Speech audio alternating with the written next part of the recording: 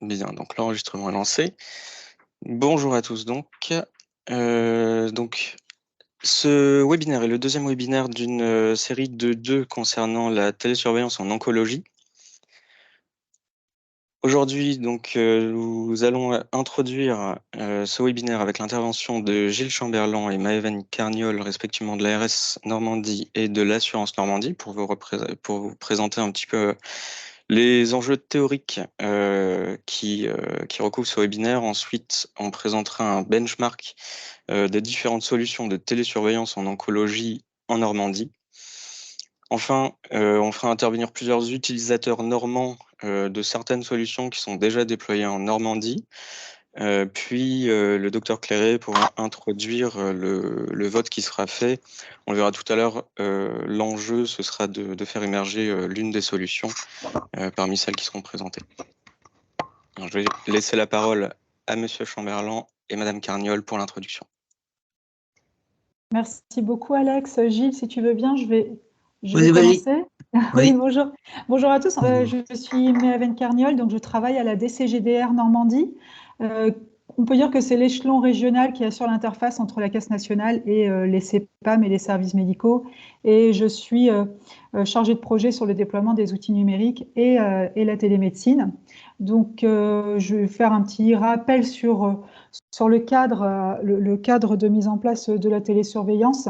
Rapidement, pour vous laisser la parole ensuite avec des échanges qui sont prévus en tout cas. Donc, c'est vrai que la télésurveillance, elle a d'abord été conçue et déployée dans un cadre expérimental avec le dispositif étape visant à améliorer les parcours de santé. Ensuite, il y a 2 décrets qui ont permis l'entrée en vigueur du modèle de droit commun au 1er juillet dernier, avec un nouveau cadre en fait qui impose aux entreprises exploitantes des DMN de se conformer plutôt aux obligations de sécurité et d'interopérabilité qui sont prévues par l'ANS et qui permettent d'obtenir en tout cas un certificat de conformité au référentiel en vigueur.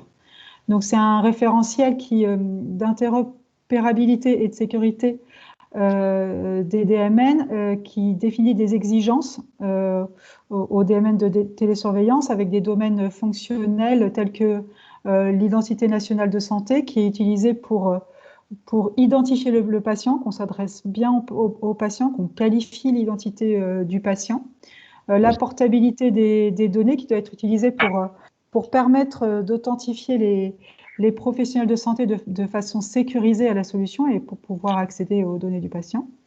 L'identification électronique des acteurs du secteur sanitaire et médico-social des usagers, l'annuaire de santé, et la protection des données, bien sûr, et l'administration, la sécurisation et la traçabilité des données du système.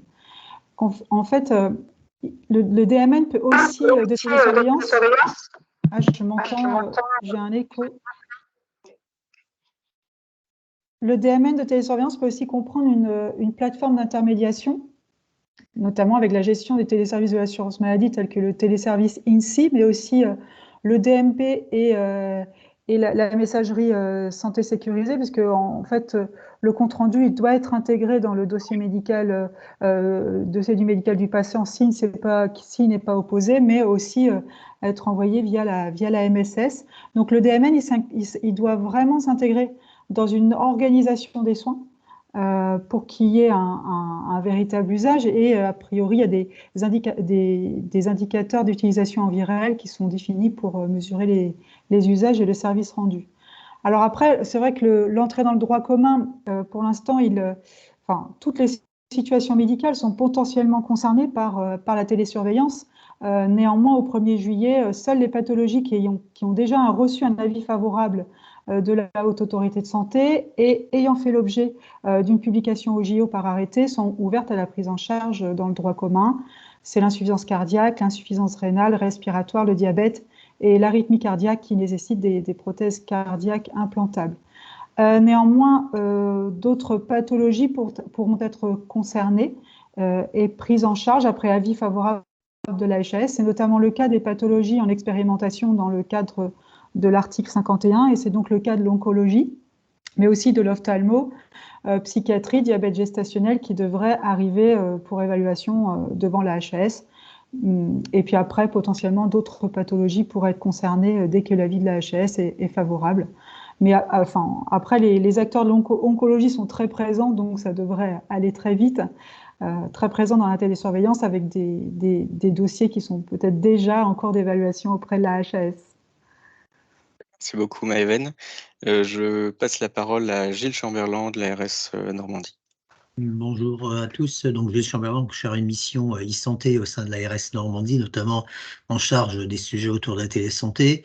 Je voudrais juste compléter les propos de Méhaven sur un focus un petit peu sur les politiques prioritaires du gouvernement, donc qui sont aujourd'hui définies et suivies par le cabinet du Premier ministre. Donc, avec un axe particulier sur la télésanté, où on dit qu'il faut faciliter le parcours du patient par le numérique et la télésanté, avec donc deux indicateurs qui sont suivis plus particulièrement. Un qui ne porte pas sur la thématique du webinaire d'aujourd'hui, mais qui est le taux d'appropriation des téléconsultations par les médecins de ville. Par contre, le second va être impacté directement par le sujet d'aujourd'hui, c'est la part des patients ou le nombre des patients qui sont atteints d'une pathologie chronique qui vont bénéficier de télésanté dans leur parcours. Quand on parle de télésanté, on parle à la fois d'actes de téléconsultation, d'actes de téléexpertise, de la télésurveillance, voire les télésoins qui se développeront. Donc l'objectif, c'est de faire bénéficier un maximum de patients atteints de pathologie chronique de ces dispositifs de télésanté. Donc le fait de développer la télésurveillance en oncologie pourra participer directement à cet indicateur qui est suivi au plus haut niveau de l'État aujourd'hui. Voilà, donc je m'arrête là, c'était juste pour remettre en perspective le développement de ces outils, mais je pense que c'est important effectivement d'avoir cet objectif de toute façon qui est à destination du patient, qui est de leur faire bénéficier au maximum de ces outils télésanté. Et donc je vais pas m'appesantir plus longtemps sur ce sujet-là et je vais passer la parole à Alex qui va animer le reste du webinaire. Merci beaucoup. Merci Gilles, merci à tous les deux. Alors, le sujet principal de ce webinaire, c'est donc le benchmark que nous avons réalisé sur les différentes solutions de télésurveillance en oncologie. L'enjeu, c'était de faire émerger une solution de télésurveillance pour la cancérologie qui satisfasse la majorité des usages des acteurs. C'est pour ça que le benchmark qu'on a organisé est orienté fonctionnel, donc vraiment fonction utilisateur. L'objectif, c'est de comparer sur une même grille de critères plusieurs solutions de télésurveillance, de permettre aux actuels utilisateurs de solutions de télésurveillance de prendre connaissance de ce qui se fait éventuellement chez la concurrence et d'uniformiser à terme l'usage d'un même outil de télésurveillance en oncologie interfacé avec les outils régionaux.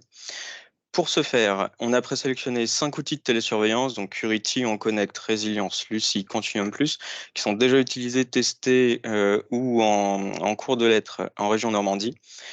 On a réalisé une grille d'évaluation construite sur une approche donc fonctionnelle par grande fonction, 14 fonctions différentes subdivisées en 200 items différents.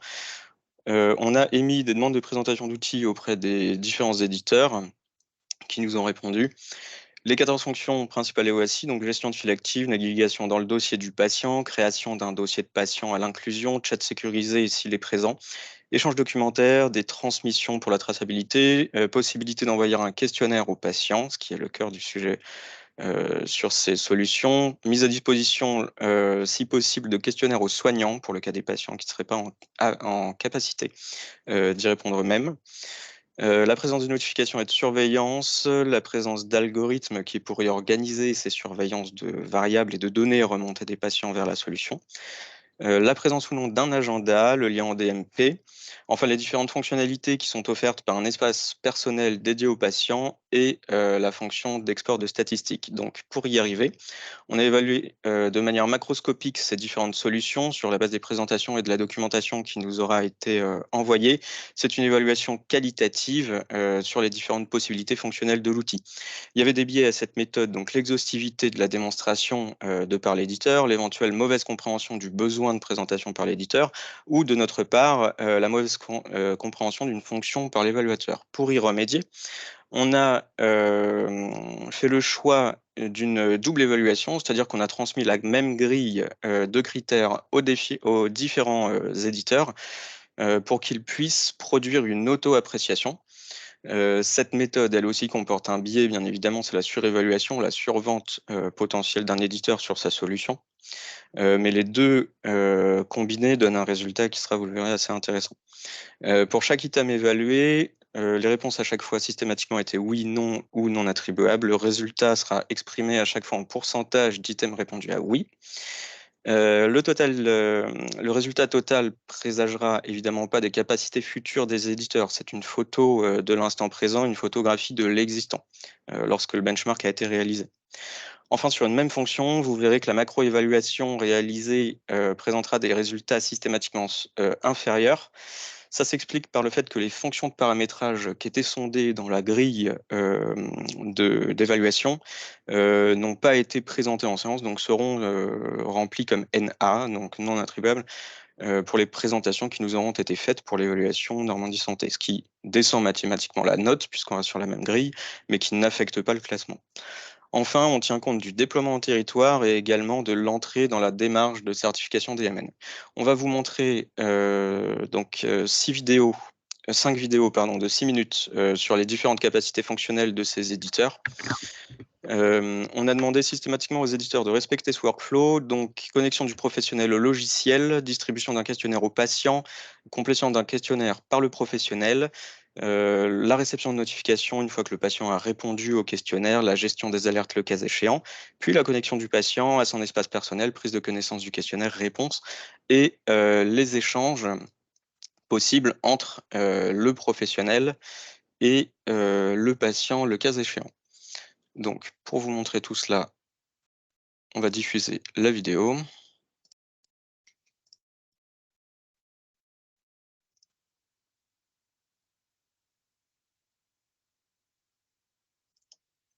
Voilà. Espace professionnel. Le professionnel de santé se connecte à notre plateforme SaaS par le biais d'un identifiant et d'un mot de passe. La page d'accueil représente la file active de patients en cours de suivi avec leurs informations principales. Nom, prénom, parcours suivi, etc. L'inclusion du patient peut se faire via une recherche dans le dossier patient informatisé ou bien le professionnel de santé peut créer lui-même le patient dans la plateforme. Pour cela, il doit renseigner les champs d'identité du patient avec les éléments d'information nécessaires. Nom, prénom, date de naissance, coordonnées, profession, nationalité. Un questionnaire est envoyé au patient par le biais de la plateforme une fois qu'un parcours de suivi a été assigné. Traitement par chimiothérapie. Le professionnel de santé a la possibilité de compléter et renseigner lui-même le questionnaire, avec ou sans présence du patient. Le professionnel de santé peut consulter les réponses apportées dans le questionnaire qu'il a été renseigné par le patient, ou par un autre professionnel de santé de l'équipe médicale. Des alertes sont levées à l'issue de la complétion du questionnaire, en fonction des réponses apportées par le patient. Les alertes sont visibles directement dans le parcours patient, mais également, sur le résumé de la fiche patient, ainsi que dans l'onglet spécialement dédié aux alertes. Le niveau de criticité des alertes est à déterminer avec l'équipe médicale. Les alertes s'affichent également dans la file active de patients, dans la colonne des statuts. Les alertes les plus graves sont présentées en priorité en haut de la file active. L'onglet Mesures permet de représenter les évolutions de mesures et constantes médicales renseignées par le patient lors de la complétion des derniers questionnaires et prise de constante. L'onglet Messages offre une messagerie sécurisée à l'équipe médicale pour converser directement avec le patient. Les réponses de ce dernier figureront dans ce même onglet. Les discussions sont visibles entre le patient et les professionnels de santé, et les notes uniquement entre praticiens de l'équipe médicale. Le professionnel de santé peut partager un document tel que les analyses médicales du patient dans l'onglet Pièces jointes. Ce document sera visible par tous les praticiens en charge du patient. Il est possible de laisser un message à destination d'un autre professionnel de santé en laissant une note. Espace patient. Le patient utilise un identifiant et un mot de passe pour se connecter à son espace personnel. Une fois connecté, le patient prend connaissance des tâches à réaliser, dont la complétion d'un questionnaire de qualité de vie, QLQC30, et y répond par le biais d'un menu déroulant. Le patient peut échanger en toute sécurité et confidentialité avec son équipe médicale par le biais de l'onglet Partage, puis Mes conversations. Les discussions ne sont consultables que par les praticiens en charge du suivi du patient. Tout document, photographie ou analyse médicale sont consultables par le patient dans son onglet Archives, spécialement dédié à cet usage. Les documents ne sont partagés qu'entre l'équipe médicale et le patient lui-même. Hello to whomever may be watching. My name is Ruben de Neef. I work at Lucy and I'm an implementation specialist. And this recording is part of our tender application 2.1.1, Scenario 1, the process for onboarding a patient onto Lucy. And I'll be recording the screen whilst navigating through the platform to make things as clear as possible to you. At least that's what I hope to do. So I've logged on by entering my email address. This will now send a code to my email. I'm collecting it from there on a different screen. And then when I'm in, I can show you how to add a patient. We add patients through the patient menu. There I can enter an email address of a new patient that is currently not in use. So that would be, well, solely for demo purposes. This is now putting a patient on the right pathway, on the right program, so that it will get loaded, the right instruments and self-care and education. Well, this will bring me to the next page, which will then also allow me to already open up the patient and trigger amend certain thresholds if I deem that necessary for this particular patient. For example, I already know that they just always have a rather low score for oxygen set, so I can already like decrease it to 87, or maybe I know I need to be a bit like more strict with them. I change it to 92. Well, this way the patient is set up. There's a bit of patient information available here that I can start tinkering as well to tailor it for the patient. But that's not part of this scenario. Now we just need to know, okay, how do we log on as a patient? And what hardware do we use for that? Well, in terms of hardware, you can use an Android phone or tablet or an iPhone or an iPad. But let's go there. Yeah, keep this to the left while introducing the app on the right, where I have just made myself an account, NWL Tender at Lucy. The code come in for this for the app 76598. Then I see my disclaimer, I agree to that, and I enter the code. So to show up with my personal account, what is necessary to do today, what is possible for, what is available for me in terms of self-care, an overview of my measurements, but I haven't done any yet, and the messaging tool, but we'll get to that in another video. For now, the last thing I wanted to show here is how do I access help if I need any. Well, as you could see, there's here as well, there is an education on how Lucy works. So this will guide me through how do I do a home measurement, etc., etc., etc. But there's also the extra help that can be found under my profile, right corner, help or feedback. There's a help page. Yes, I want to go there.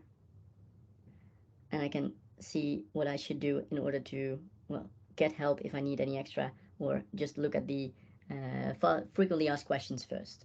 Same, by the way, for the healthcare professional. They also have a knowledge base, but also a chat functionality in here to help you.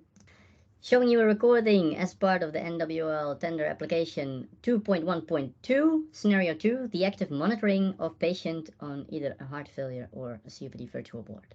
We have just enrolled a patient on our demo COPD virtual ward. They are now logged on in their app, as you can see on my screen, and I will talk you through the elements as requested in the tender. So first of all, we do a questionnaire. The first one that's up there is knowing your normal, whether a patient can recognize how they're doing compared to normal. They can add a comment here, still feeling a bit afraid, and send that over to the platform. Then this will trigger or not trigger an alert on the patient, on the healthcare professional side. But another question was, what if something is sent in, does it also help and tell the patient what to do? Well, in this case, I've sent in an increase in sputum, And we have just seen in that on the right side now there are messages coming in.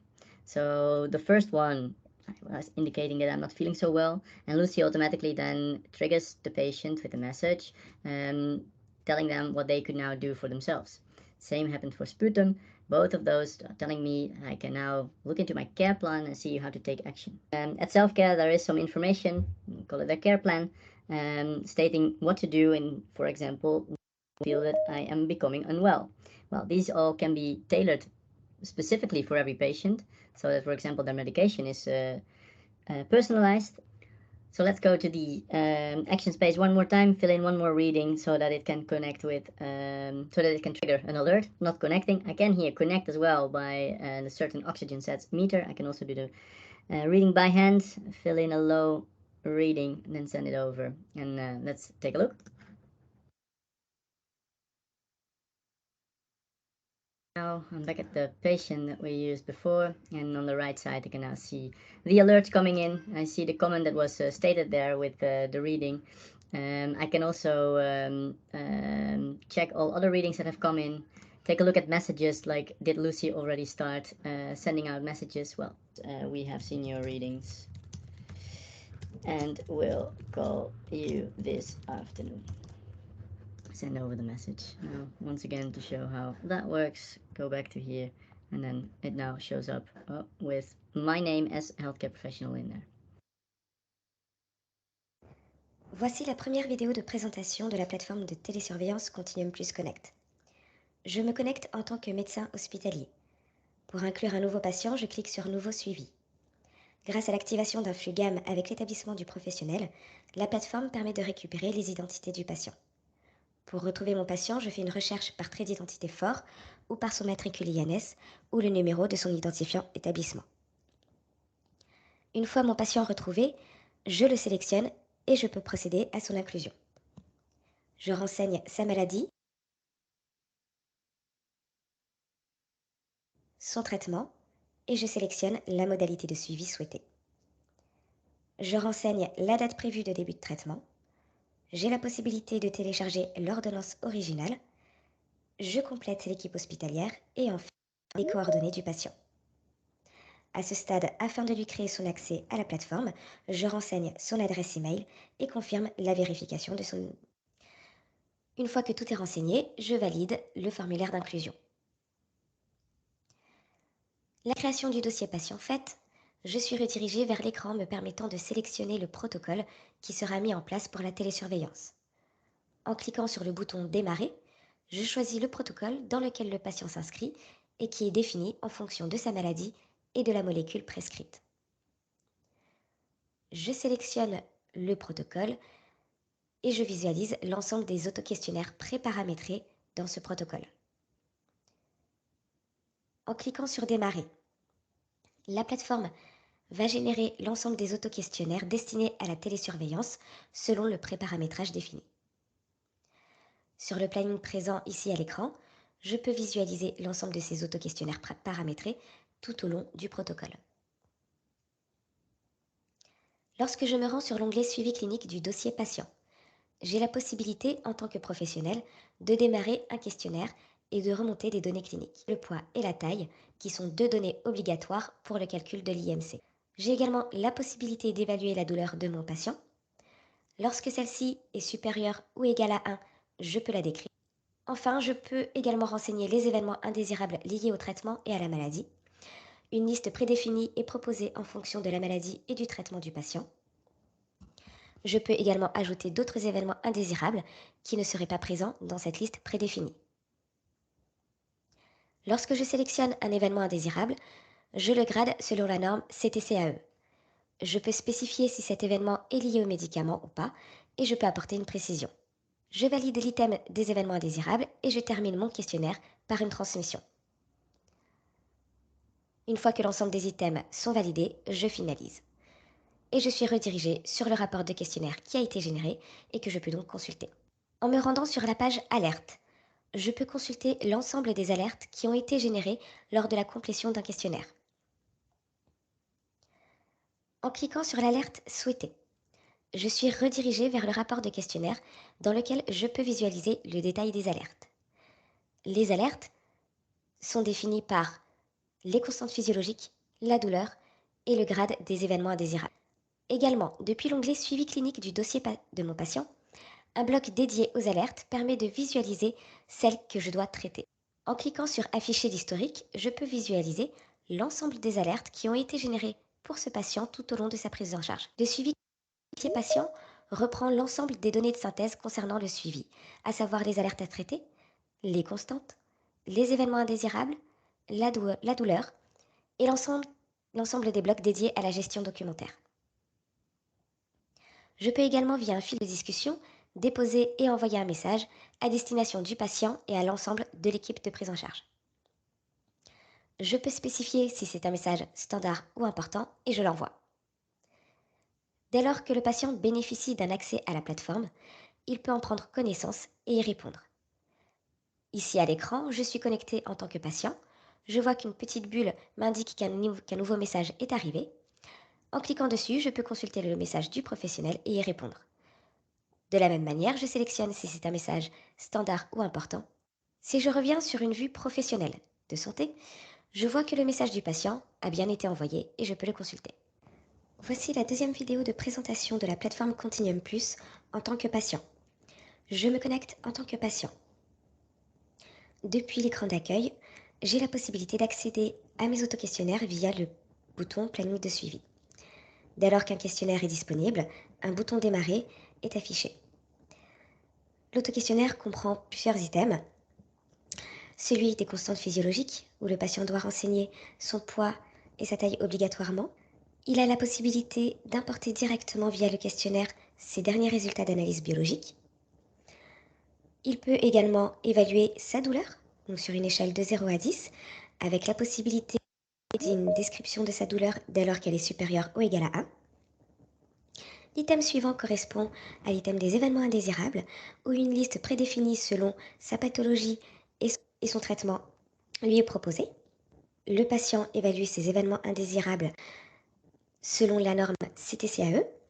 Il a la possibilité de préciser l'imputabilité au traitement, ainsi que de rédiger une précision. Et enfin, il termine par la rédaction d'une transmission si besoin. Dès lors qu'il valide l'ensemble du questionnaire, il le finalise. Le patient peut également prendre connaissance de l'ensemble des messages qui ont été déposés sur son dossier par l'équipe de prise en charge. Un indicateur au niveau du bouton messagerie s'affiche dès lors qu'un message est déposé. Le patient peut également prendre connaissance d'un document qui lui a été envoyé. Si je me connecte en tant que professionnel de santé, que je me place sur le dossier de mon patient, via le bloc résultats d'analyse, ordonnance ou document, je peux importer le document souhaité. Dans le cadre de l'import d'une ordonnance, je clique sur le bouton Importer dans le bloc Ordonnance. Je sélectionne mon ordonnance et j'envoie. Dès lors que l'ordonnance est importée, un message s'affiche dans le fil de discussion. Connexion sécurisée. Accès sécurisé au profil patient et interopérabilité avec les systèmes de l'établissement. Ajout automatique d'un patient. Résilience peut se connecter à votre DPI GAM et récupérer automatiquement les informations principales de vos patients. Le remplissage de la fiche patient Résilience se fait donc automatiquement lors de l'inclusion. Ajout manuel d'un patient. Renseignez facilement les informations du patient, nom, prénom, coordonnées pour l'inclure dans un parcours de télésurveillance.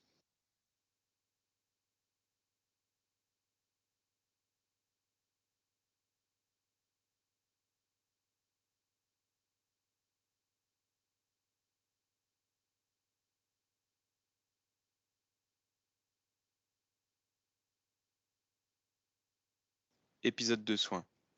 Paramétrer un épisode de soins qui vous donne la possibilité de configurer un traitement et d'y lier un ou plusieurs questionnaires spécifiques.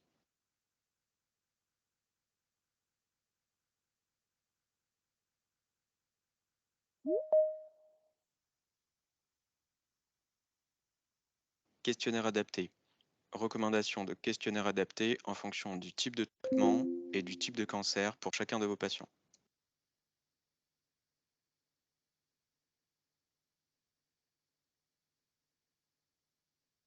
Mesurer.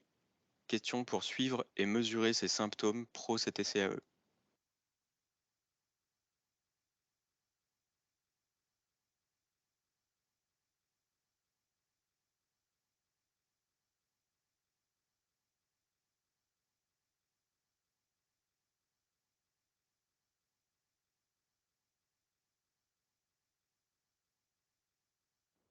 Surveiller. Système d'alerte intelligent pour un suivi à jour et proactif de ses patients.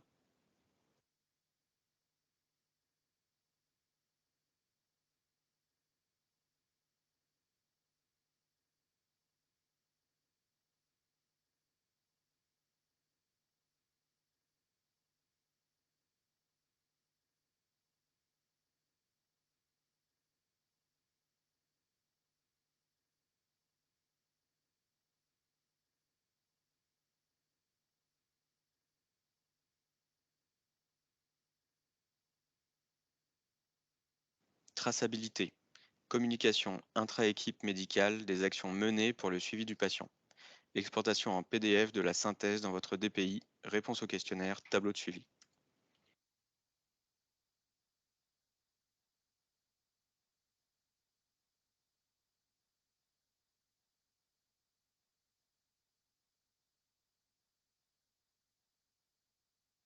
Échanger autour du patient. Communication intra-équipe médicale, les commentaires sont reçus par email. Recommandations par effet indésirable. Prendre en charge le patient selon les recommandations d'orientation CAPRI.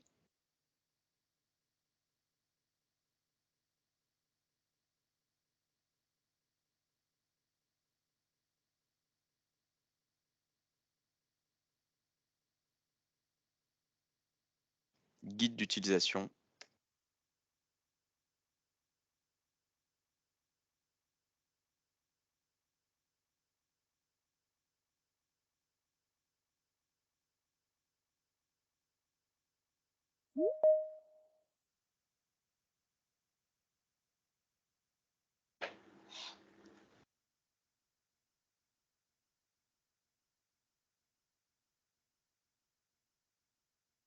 Comprendre sa maladie, ses symptômes. Du contenu éducatif personnalisé, porté par des professionnels de santé pour comprendre ses symptômes.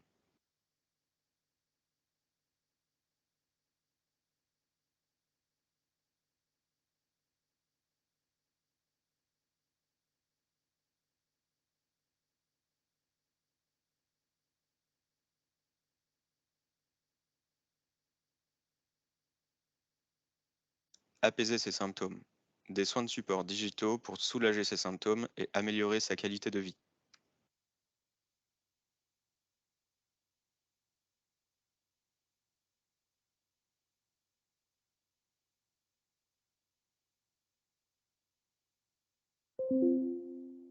Témoignages.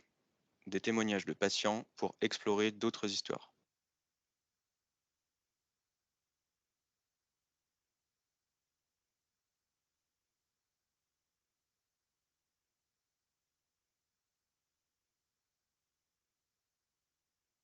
Dans un premier temps, je suis, sur cette page, je choisis de me connecter en tant que patient ou professionnel. Par rapport au scénario demandé, on va se connecter en tant que professionnel. Donc on est vraiment sur, un espace de démo, donc tous les comptes et tous les noms de patients et cetera sont des faux. Pas d'inquiétude pour ça.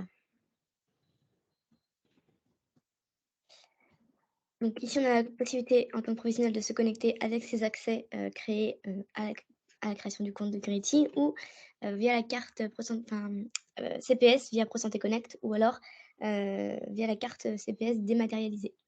Dans notre cas, on va le faire avec les accès classiques.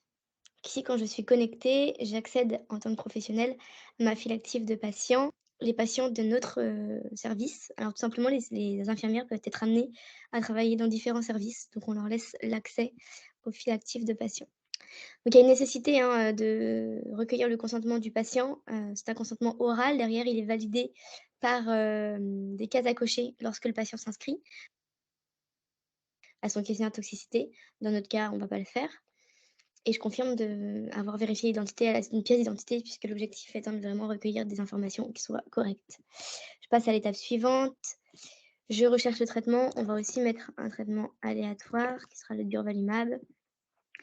J'informe de la date de début, donc ce sera aujourd'hui. La date de fin, je ne la connais pas. On peut partir du principe que je ne la connais pas. Je peux rajouter d'autres traitements, mais on va pas le faire. Et puis, on a un module OK Chimio qui permet de faire le suivi et de valider les chimios en amont. Mais c'est un OK Chimio patient, pas un OK Chimio pour lancer la préparation des chimios à l'hôpital ou à la clinique. Donc on va quand même le laisser là, ce qui permet d'envoyer au patient des rappels pour déposer ses analyses de bio et répondre à son questionnaire de toxicité. Et là, voilà, donc la recommandation des questionnaires, elle se fait, de manière intelligente, c'est-à-dire que, j'ai rentré, traitement durvalumab, donc le premier qui va m'être suggéré, c'est le questionnaire lié au durvalumab. Si je clique dessus, j'ai le détail des symptômes que je vais interroger et je peux définir une fréquence de réponse. Par défaut, elle est de 7 jours puisque c'est ce qui se pratique en moyenne, c'est qu'on attend d'avoir la toxicité des traitements des patients à peu près 1 fois par semaine. Ce sont des questionnaires qui ont été, créés par le comité scientifique de Curity et validés derrière. Et l'algorithme qui tourne est le même, pour tous les questionnaires, en tout cas le calcul est le même, la différence ça va être, les différentes toxicités qui vont être, donc les différents effets indésirables qui vont être, interrogés et la façon de les grader et donc de les scorer derrière. Je passe à l'étape suivante. Ici, on a des questionnaires de suivi complémentaire qui permettent de suivre la satisfaction de prise en charge, par l'hôpital des patients. Donc, on peut, en tant que soignant, le sélectionner ou pas et le questionnaire de qualité de vie qui est aussi un questionnaire qui permet, de suivre, d'autres, indicateurs, sans qu'il y ait d'algorithme derrière, hein, ni l'un ni l'autre, ni ceux d'en dessous. Là, j'ai un récapitulatif de mon patient avec toutes ces informations et à la fin, je confirme la création de mon patient. Mon patient a été créé, donc il va recevoir un mail. Donc on va aller dans la boîte mail voir. Voilà, votre médecin docteur François Guérec Champoiseau vous a inscrit sur Curity. Donc voici le mail et dans le mail, je peux télécharger le manuel pour l'ordinateur ou l'application mobile et activer mon compte en tant que patiente. Donc je vais d'abord aller me déconnecter ici en tant que soignante et je vais activer mon compte. Lorsque j'active mon compte en tant que patiente, ça me récapitule les informations qui ont été enregistrées.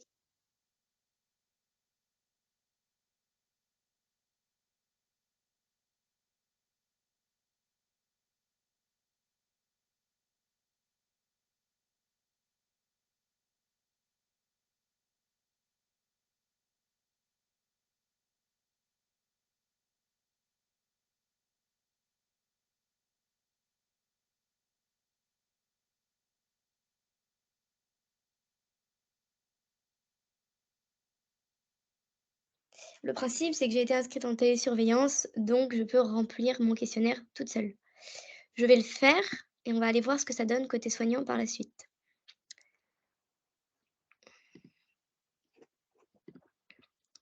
Je réponds à mon questionnaire et là, je me retrouve avec le fameux questionnaire durvalumab.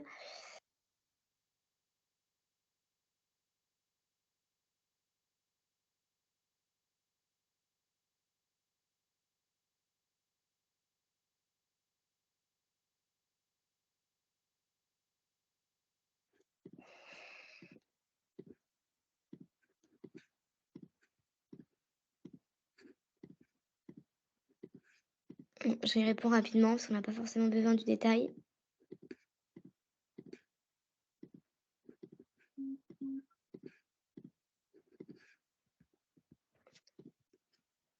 Et je n'ai rien d'autre à signaler. Et là, j'envoie mon questionnaire. Ensuite, on va se reconnecter en tant que soignant dans une seconde vidéo et vous verrez comment, ici, on a des conseils thérapeutiques liés évidemment à ce qui a été renseigné. Alors, je viens de me reconnecter sur mon compte infirmière Morgan Test. Et là, si je descends, je vais retrouver mon patient qui est là. Donc, comme je suis jaune, comme le patient est jaune, le patient passe après les oranges et les rouges. Donc, ça, c'est une question de classification clinique et de résultats liés à l'algorithme et aux réponses donc entrées par le patient. Ça permet de prioriser dans la file active. Donc, je peux accéder par ici à la fiche de mon patient, mais aussi par là, puisque voilà, donc ça, en fait, ça valide automatiquement lorsque c'est vert et jaune, puisque le patient reçoit des messages thérapeutiques qui, normalement, l'aident à se prendre en charge. Mais si je veux avoir les détails, donc ce ne sera pas le cas, hein, je vais valider un orange quand même pour vous montrer. Le orange nous redirige vers la fiche patient pour forcer à aller valider depuis les détails. Voilà, bon, on ne va pas le faire pour celui-ci. Je vais retourner sur Morgan Grad, donc, qui était validé, donc qui va se retrouver plus loin cette fois. Voilà, et si je clique sur son nom, je peux aller voir le détail.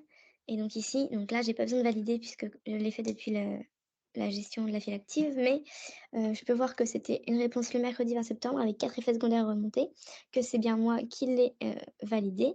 Et ici, donc il n'y a pas de message reçu par le patient.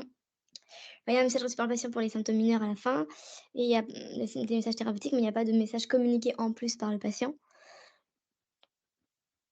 Donc 4 messages thérapeutiques, ça c'est ce que le patient a déclaré comme réponse et ce qui lui a été donné comme message thérapeutique comme conseil de conduite à tenir. Et ici, j'ai le détail des effets secondaires reportés. Vous voyez qu'on a les grades dossier, mais que les grades ne sont pas écrits côté patient pour ne pas que ce soit trop, pour que ça reste à sa portée et que ce ne soit pas un terme trop médical. Voilà comment ça se présente du côté du dossier patient. Maintenant, si je reviens en arrière et que je me reconcentre sur ce patient,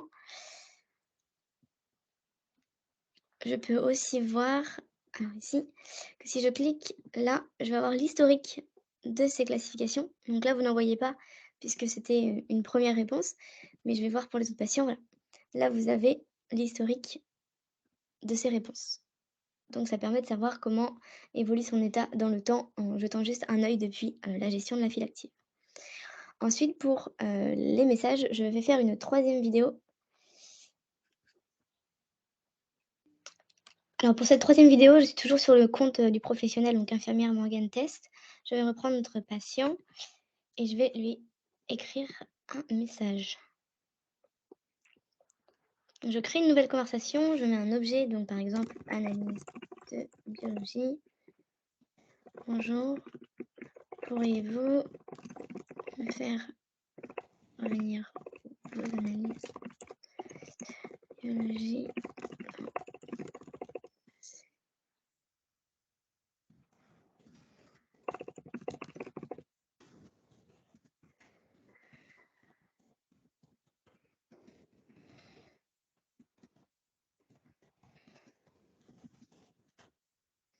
Donc j'ai créé une conversation, je clique pour l'envoyer.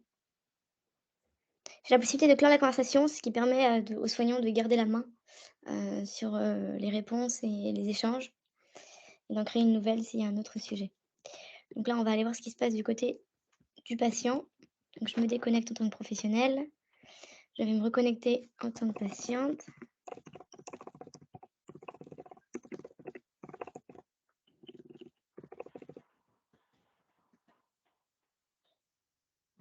Plus tard, et en tant que patiente, voilà, j'ai une notification sur la messagerie qui me dit que j'ai un message non lu. Je clique et je vois bien la conversation. Analyse de biologie. Dès lors que je clique dessus, elle va passer après dans le lu. Bonjour, pourriez-vous me faire parvenir, s'il vous plaît, aux analyses de biologie?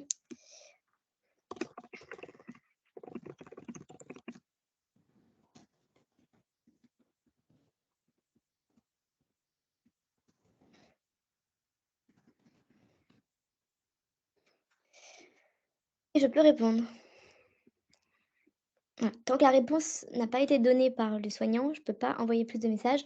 Ça, c'est une fonctionnalité qu'on a souhaité réaliser de cette manière-là pour ne pas qu'il y ait trop d'envoi de messages des patients vers les équipes soignantes qui n'auraient peut-être pas le temps disponible pour gérer ces notifications. C'est pour ça qu'on rappelle bien de contacter l'équipe soignante s'il y a une urgence par téléphone ou d'appeler le 15. Mon message est passé dans les messages lus. Donc voilà pour la partie messagerie.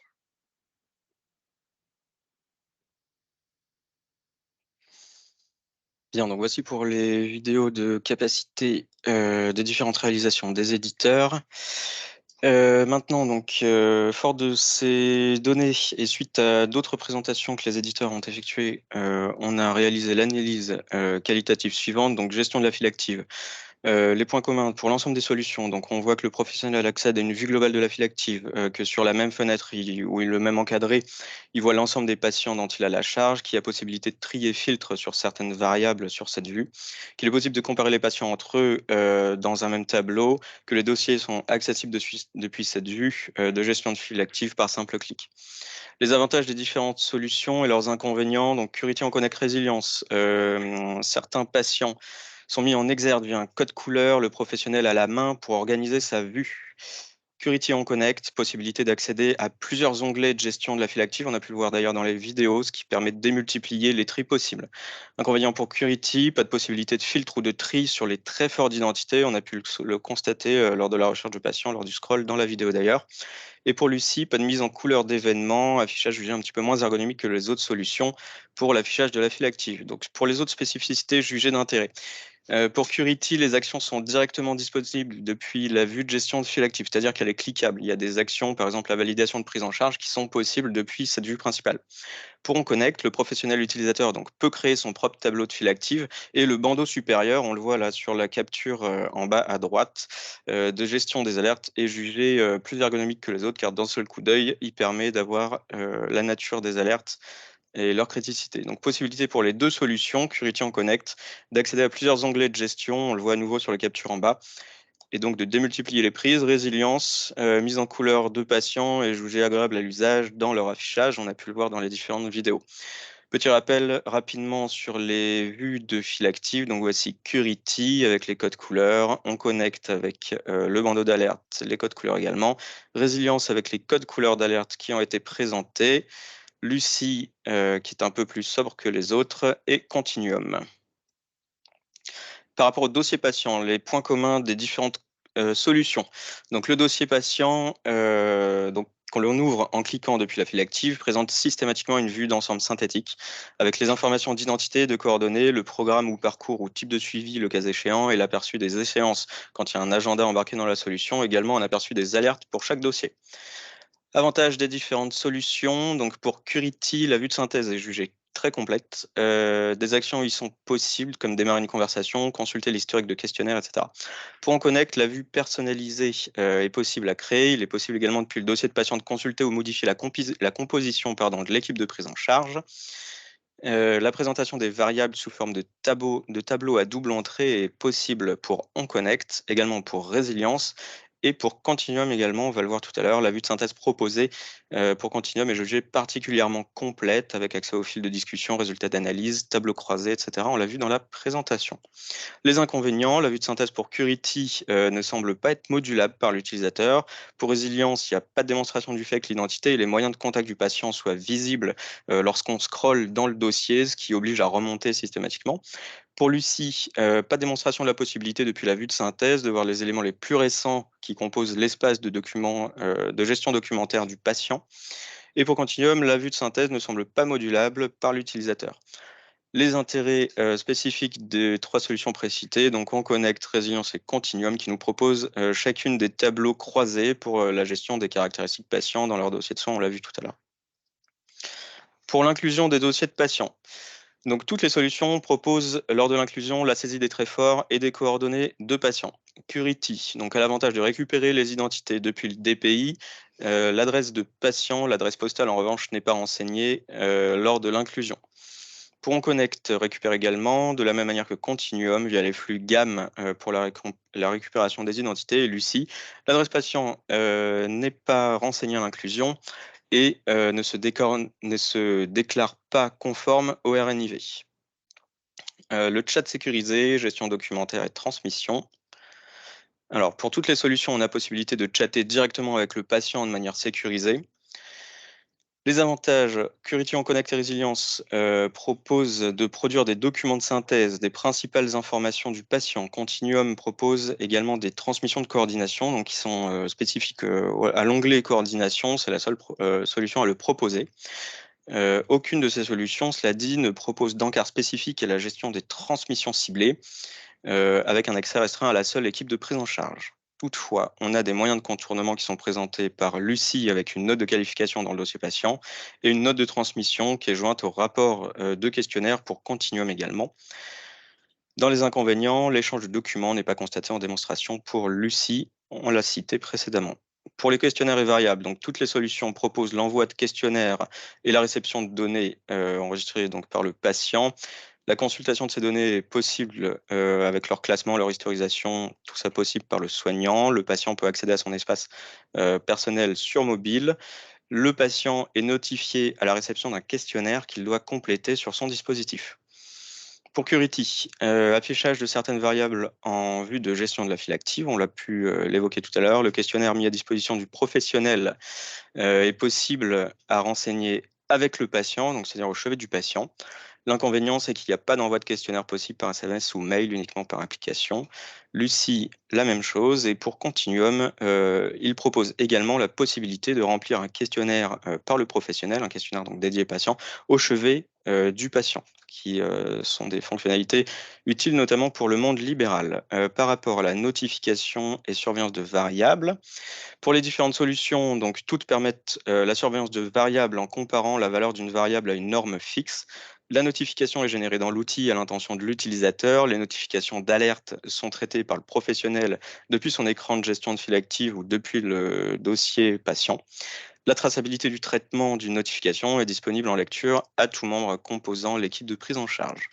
Les avantages, Curity on Connect, possibilité d'accéder aux notifications et possibilité de les traiter depuis la vue de gestion de la file active. Et Curity propose en plus d'envoyer un contenu adapté en fonction d'une valeur de variable, de même que le fait Résilience. Les inconvénients pour Lucie et Continuum, il n'y a pas d'évidence d'un patient qui ait déclenché une alerte dans la file active. Il faut pour cela se rendre dans un espace de supervision de gestion des alertes qui est dédié. Algorithme et moteur de règles, donc les trois premières solutions et également Continuum donc, évoquent la présence d'algorithmes pour gérer toutes les surveillances de variables et de règles. Algorithme qui est validé scientifiquement avec une veille scientifique qui est installée derrière pour s'assurer qu'il soit à jour des dernières recommandations scientifiques en vigueur. Seule Lucie propose la possibilité d'algorithme, mais ne témoigne pas en fait d'informations quant à un comité scientifique qui garantisse sa validation scientifique. Agenda et prise de rendez-vous. Donc deux solutions ne présentent pas d'agenda intégré, Résilience et Continuum. Pour les autres solutions, donc Curity et Lucie proposent un agenda embarqué, on connecte et compatible avec les agendas d'autres solutions par un flux rendez-vous. Pour la connexion au DMP, aucune des solutions proposées ne permet la connexion au DMP. Cependant, Continuum, dans son auto-déclaration, son auto-évaluation, a déclaré qu'il lui était possible d'alimenter le DMP depuis le dossier patient. Ça n'avait pas été, cela dit, constaté en démonstration. Par rapport à l'espace personnel du patient, donc cette fois-ci la partie à laquelle se connecte le patient pour prendre connaissance de ses questionnaires, chatter avec l'équipe de prise en charge, etc. Toutes les solutions proposent un espace qui est web responsive, donc c'est-à-dire que le patient pourra se connecter sur n'importe quelle forme de dispositif, mobile, tablette, ordinateur, et qui lui permettent donc de compléter à minima les questionnaires qui lui seront adressés. Pour Curity, possibilité pour le patient de prendre connaissance sur son espace personnel de documents qui peuvent lui être adressés. Pour OnConnect, possibilité de consulter la composition de son équipe de prise en charge ainsi que le fil de progression du parcours pour le patient qui se connecte à son espace. Et pour Continuum, même possibilité, donc par rapport à l'équipe de prise en charge, sa composition et pour le fil de parcours est présente également. La possibilité, de la même manière que Curity, de prendre connaissance des documents qui auraient pu être envoyés aux patients. Les solutions proposent toutes des exports statistiques possibles des résultats patients et de leur administration. Cela dit, donc 3 de solutions ne permettent pas un export à isopérimètre des différents tris possibles sur la file active de patients, c'est-à-dire pas de prise en charge globale de l'intégralité des variables qui sont proposées en tri. Ces solutions sont Curity, Lucie, Continuum. Résilience, quant à eux, propose un export statistique, mais pas directement dans l'outil par une solution tierce qui n'a pas été présentée, qui n'a pas été du moins précisée.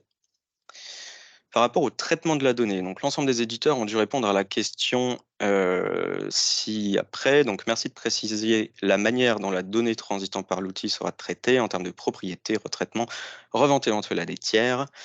Pour les résultats suivants, donc Curity agit en sous-traitance des établissements, n'est donc pas autorisé à utiliser les données dans les limites imposées par l'accord de sous-traitance. Pour OnConnect, ils sont hébergés chez l'hébergeur de données de santé OVH. L'établissement reste prioritaire sur la donnée et est responsable de son traitement. Résilience viennent depuis le 7 septembre d'être certifié entrepôt de données de santé 2.0 validé par la CNIL. Pour Lucie, ils agissent eux aussi en sous-traitance avec les établissements, et donc les établissements sont responsables du traitement de la donnée. Il arrive qu'ils concluent des accords avec les établissements de santé concernant la manière dont ils traitent les données personnelles en leur nom, et dans certains cas, ils traitent eux-mêmes la donnée personnelle à leur propre fin, et ils en assument, disent-ils, donc la responsabilité. Pour Continuum, c'est le patient, cette fois-ci, qui est propriétaire de la donnée. Le responsable de traitement est l'établissement, ainsi que les associations de patients, le cas échéant. Enfin, pas de revente de données à des tiers évoquées par Continuum. Les possibilités d'interopérabilité de ces solutions, donc Curity est déjà interopérable avec Bimedoc pour la pharmacologie avec le lien ville-hôpital, également avec Rofim qui propose des modules de téléconsultation, téléexpertise RCP. L'EAI de Curity, c'est Enovacom, mais il reste agnostique pour l'interopérabilité avec les EAI des différents établissements de soins. OnConnect est interopéré avec 2 DPI, DXCare et Web Santé, et il déclare pouvoir être interopérable avec n'importe quel DPI.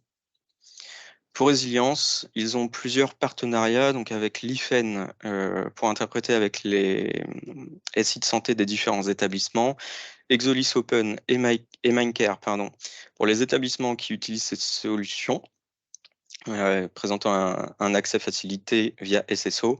Également un partenariat avec Nabla qui leur permet la messagerie sécurisée, donc pour l'échange avec le patient. Partenariat avec WeThings pour leur montre connectée et avec Synapse Medical, donc un accord qui est en cours de réalisation pour la complétion médicamenteuse.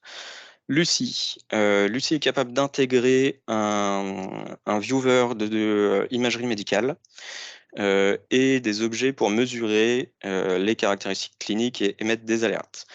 Ils nous disent que pour être tout à fait honnête, il n'y a pas pour l'instant d'intégration opérée avec des opérateurs français, même s'ils ont été en contact avec l'IFEN pour évaluer les fonctionnalités qu'ils proposaient en termes d'interopérabilité avec les SI des établissements. Pour Continuum, l'interopérabilité est permise avec les SI des établissements pour la gamme avec l'IFEN également, partenariat avec Bimedoc, eux aussi, donc pour la partie toujours suivi pharmaceutique avec le module interaction médicamenteuse et toujours avec le lien ville-hôpital. Et également partenariat développé avec Exolis à travers leur portail patient qui s'appelle Engage.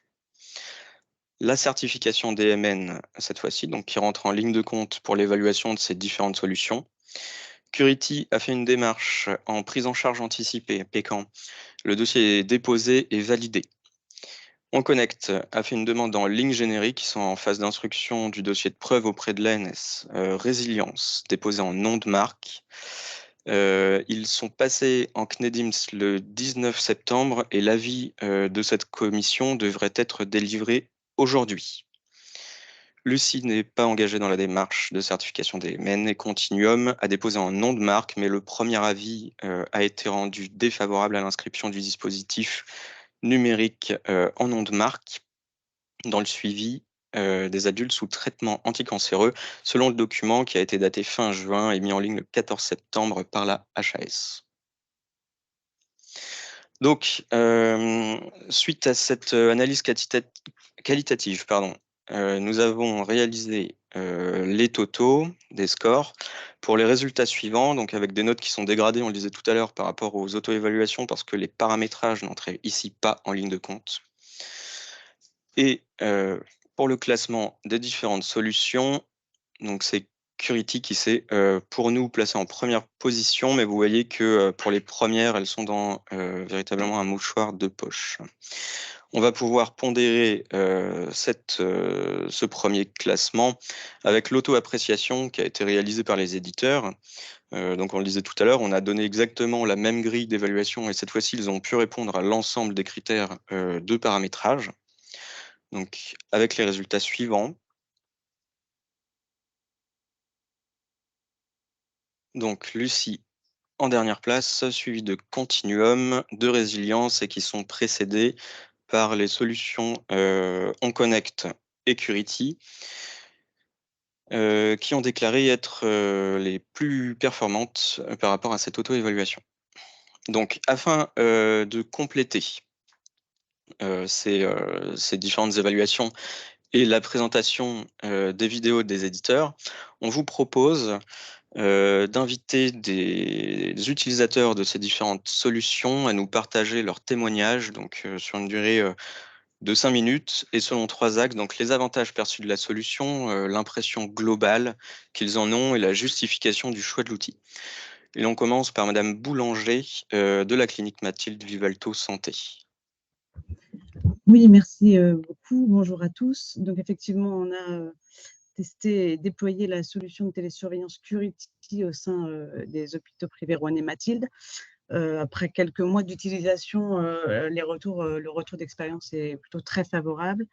Dans les avantages perçus de la solution, au niveau équipe, on a un fort point sur l'interopérabilité, effectivement, où la facilité de récupérer le flux identité, de pouvoir transmettre et la traçabilité de la prise en charge dans le DPI et également le consentement mutuel du patient sur l'utilisation de l'outil. Il est retourné que l'outil est très facile d'utilisation, assez intuitif, que ce soit au niveau des patients ou de l'équipe soignante, avec une prise en main assez rapide au sein des services.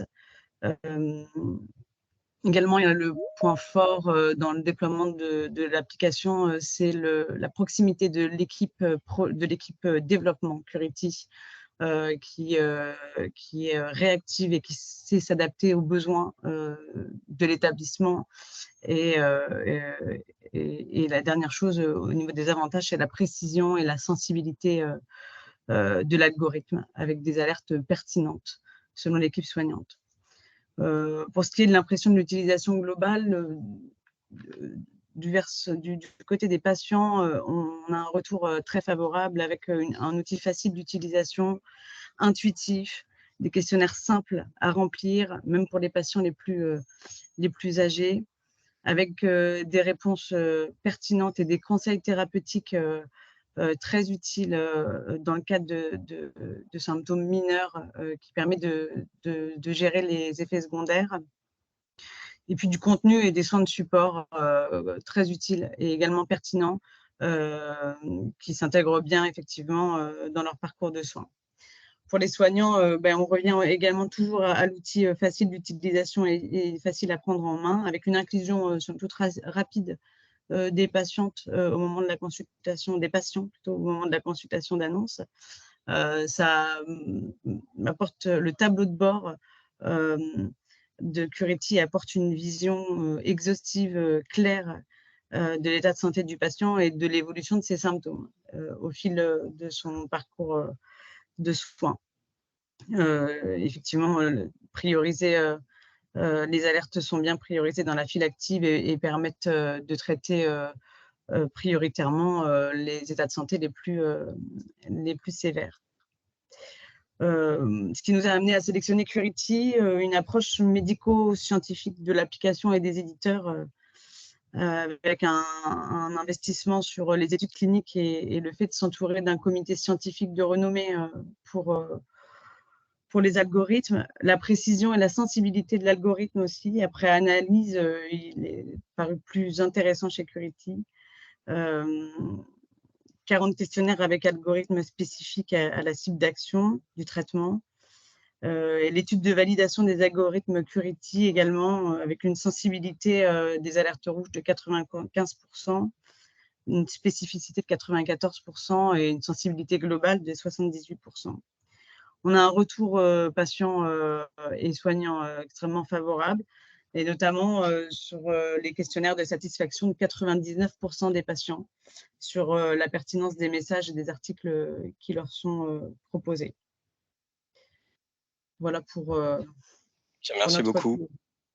Je vous en prie. Merci Madame Boulanger.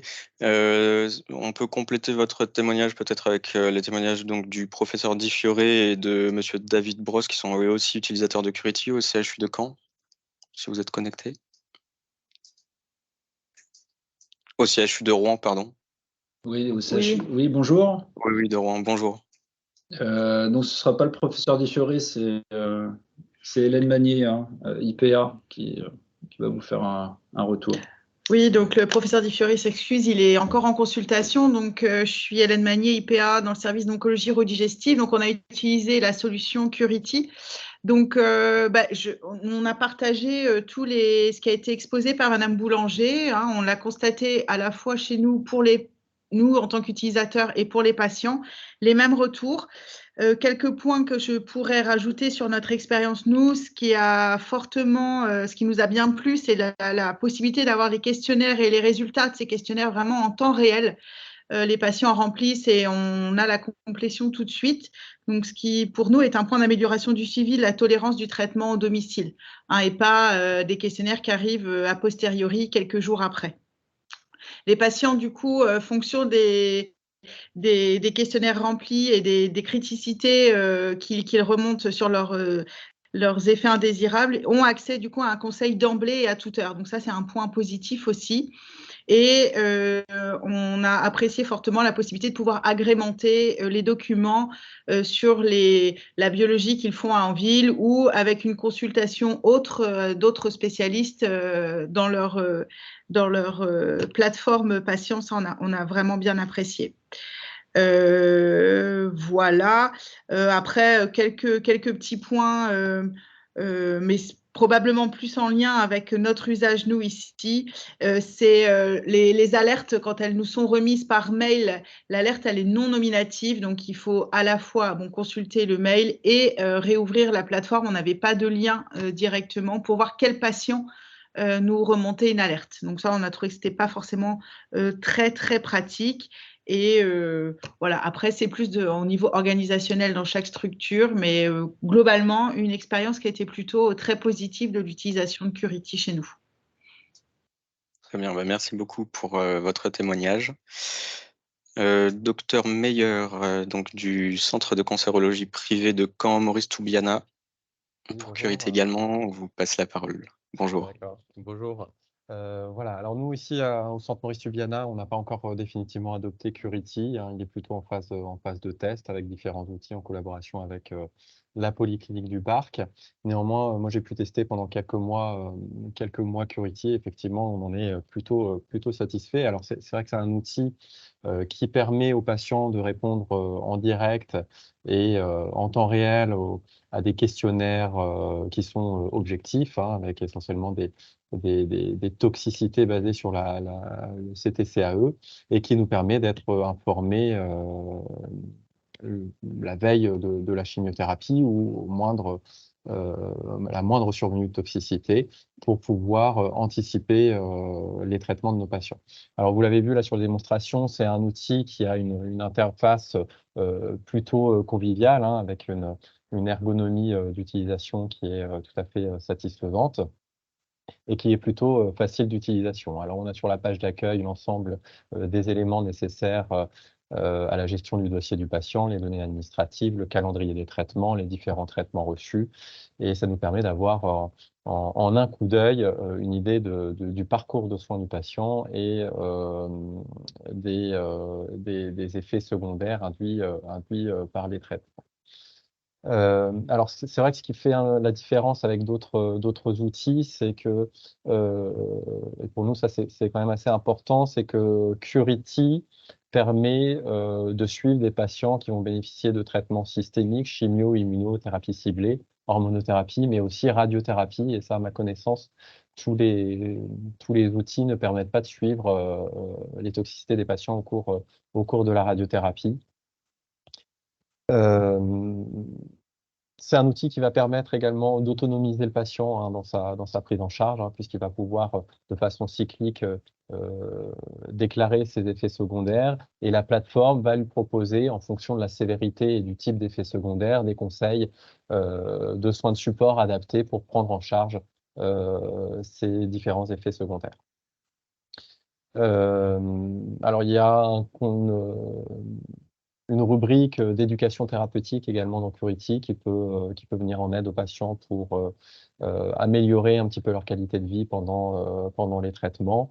Et puis, c'est un outil qui nous permet également de faciliter les échanges avec les patients puisqu'on peut les contacter par mail pour faciliter la communication avec eux. Alors, j'ai quand même quelques réserves vis-à-vis de cet outil. Alors déjà, c'est quand même quelque chose qui est réservé aux patients qui doivent être équipés d'un smartphone ou à minima d'Internet. Et c'est vrai qu'en cancérologie, on a quand même une large proportion de notre patientèle qui est âgée et qui n'est pas du tout familier avec ces outils. D'ailleurs, ça m'arrive quand même assez fréquemment que les patients refusent cette solution parce qu'ils ont peur de ne pas pouvoir utiliser l'outil informatique. Alors, il y a une rubrique de validation téléphonique avec Curity hein, qui permet d'éviter vraiment la téléconsultation. Mais là, c'est un petit peu fastidieux d'appeler les patients pour faire un questionnaire téléphonique pour la surveillance des toxicités. Ce qui est, je pense, dommage, c'est qu'on n'a pas d'application smartphone pour les patients. L'application smartphone, elle est vraiment dédiée aux patients. Et c'est vrai que pour nous, médecins, ça peut être pratique en déplacement de pouvoir surveiller facilement l'état de santé de nos patients sans avoir à se connecter sur le site web. Quelque chose qui est également limitant, c'est que le patient ne peut renseigner qu'un seul type de questionnaire. C'est-à-dire que s'il a une association radiothérapie et chimiothérapie, on va pouvoir lui affecter qu'un seul questionnaire. C'est-à-dire qu'il pourra renseigner les toxicités que relatives à la radiothérapie ou que relatives à sa chimiothérapie. Donc après, l'équipe Curity est très disponible, on peut leur demander de créer des questionnaires génériques qui vont intégrer les deux types de toxicité, mais ça nécessite quand même un petit peu d'anticiper les choses et puis de se mettre en contact régulièrement avec l'équipe de support de Curity. La question de l'interopérabilité avec les logiciels métiers, vous en avez parlé tout à l'heure. Alors nous, c'est vrai qu'on n'avait pas la notion de cette interopérabilité. J'ai néanmoins eu ce matin le représentant de Curity au téléphone qui m'a effectivement dit que c'était possible. Donc, on doit se mettre en rapport pour pouvoir connecter notre logiciel métier avec Curity pour pouvoir faire des remontées d'informations à la fois de notre logiciel vers Curity sur les données patients, sur les dates des traitements pour faciliter l'implémentation dans Curity. Et puis, d'autre part, on peut avoir une descente des données de Curity vers notre logiciel patient pour intégrer les questionnaires dans le dossier médical. Après, ça reste quand même quelque chose qui est assez chronophage. Donc, je pense qu'il est vraiment souhaitable d'avoir une infirmière de pratique avancée, un infirmier ou une infirmière de pratique avancée pour nous aider dans la tâche de gestion des patients sur ces outils-là. Donc, voilà un petit peu mon ressenti par rapport à cet outil. Très bien, merci beaucoup pour votre témoignage également. Merci d'avoir également souligné les points négatifs de la solution. Donc, malheureusement, je crois que le docteur Morel a dû repartir en consultation, pardon. Donc, on n'aura pas ici en live donc le témoignage d'utilisation de Continuum. On verra dans un tiers temps s'il nous est possible quand même de l'obtenir et de vous le partager tout de même. Bien, suite à ces témoignages, je vais passer la parole au docteur Florentin Cléré, donc directeur médical d'Onco Normandie, et à Olivier Serré, responsable de projet dans la même structure, qui vont vous proposer la réalisation d'un vote. Oui, merci Alex. Donc, ce qu'on souhaitait vous proposer suite au premier webinaire et à ce deuxième webinaire qui nous a permis donc d'avoir un benchmark très très complet sur le plan de l'opérationnalité et puis des témoignages utilisateurs. c'est de pouvoir vous mobiliser dans un deuxième temps pour exprimer votre préférence. L'objectif qui avait été fixé dès le premier webinaire, ce n'est bien sûr pas d'imposer à qui que ce soit une solution de télésurveillance, puisqu'on est sur un marché ouvert, mais d'essayer d'identifier une solution de télésurveillance qui puisse être interfacée avec les outils régionaux et notamment avec la plateforme NorMuni, ce qui permettrait de ne pas multiplier les différentes plateformes et en tout cas de pouvoir accéder aux différentes informations concernant les patients atteints de cancer sur une plateforme assez uniformisée. Donc, pour ce faire, il nous faudra essayer d'identifier une solution prioritaire à interfacer avec les solutions régionales. Vous avez, au cours de ce webinaire, reçu beaucoup d'informations. Peut-être que vous souhaiterez, dans un deuxième temps, les regarder à nouveau. Donc, c'est pour ça que ce webinaire a été enregistré. Il sera mis en ligne. On vous enverra le lien pour le regarder à nouveau ou certaines parties si vous le souhaitez, ainsi qu'un lien de vote pour pouvoir exprimer votre préférence sur la solution à interfacer de manière prioritaire. Ce qu'on souhaitait faire aussi, c'est faire en sorte que toutes les personnes qui avaient été invitées mais n'ont pas forcément pu aujourd'hui se connecter puissent faire de même et regarder ce webinaire en replay et participer au vote pour qu'on ait un maximum d'avis pour pouvoir ensuite choisir la solution qui sera interfacée de manière prioritaire. Donc, globalement, ce qu'on vous propose, c'est que cette vidéo qui a été enregistrée soit mise en ligne et on vous diffusera le lien. Et on vous diffusera également un lien pour pouvoir voter pour une solution prioritaire à interfacer avec nos outils régionaux.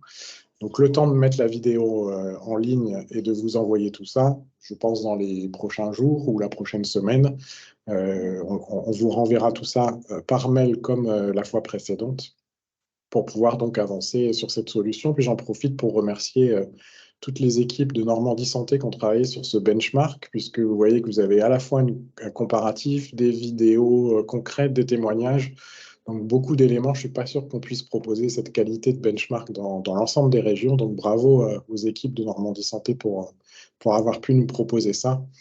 Et donc, à très bientôt pour vous proposer ce lien de replay et ce lien de vote pour exprimer votre préférence. Merci à tous d'avoir assisté à ce webinaire et merci à tous les intervenants pour votre participation. Bonne journée. Merci, bonne journée. Au revoir. Merci, au revoir. Merci, bonne journée, au revoir. Bonne journée, au revoir et merci.